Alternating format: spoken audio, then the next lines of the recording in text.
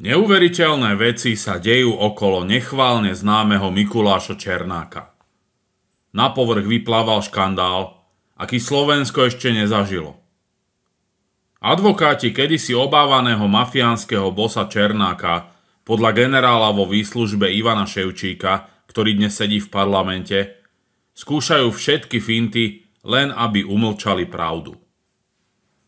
Poslanec Národnej rady Ševčík, ktorý v minulosti pomáhal zložiť na kolená mafiu spolu so zosnulým generálom Lučanským, na sociálnej sieti spôsobil poriadny rozruch.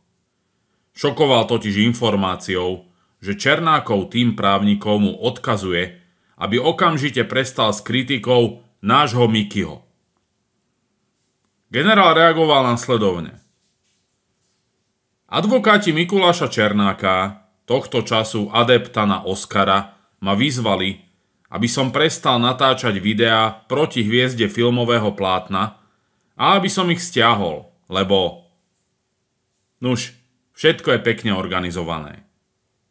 Napíše knihu, potom o ňom natočíme 2 filmy, herci mu urobia PR, že aký je to fasa chalan, premiéra je s heslom Buďte ako Miky, urobia sa reportáže, že sa má kde vrátiť, verejnosti sa podsunie, ako chce žiť, podnikať, že on už je dobrý, pekný, zlatý, chrumkavý a všetko je to pekne koordinované so žiadosťou o podmienečné prepustenie z výkonu doživotného trestu odňatia slobody.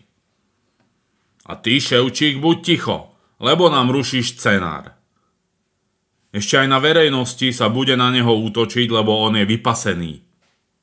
Skrátka, Miky musí mať podporu aj verejnosti.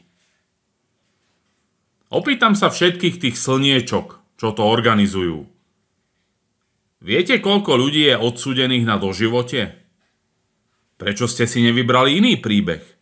Napríklad Jožka Mrkvičku, ktorý spáchal skutok v afekte a svoje konanie ľutuje. Zamyslíme sa nad tým.